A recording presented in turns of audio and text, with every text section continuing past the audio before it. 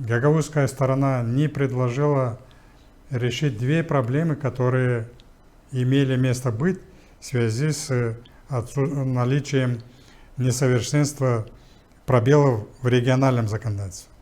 Первое – это процедура признания председателя, должность председателя и секретаря в качестве лиц, исполняющих ответственные госдолжности. Этот момент нужно было в рабочем режиме решить. И второй вопрос – решить вопрос с потолком финансирования.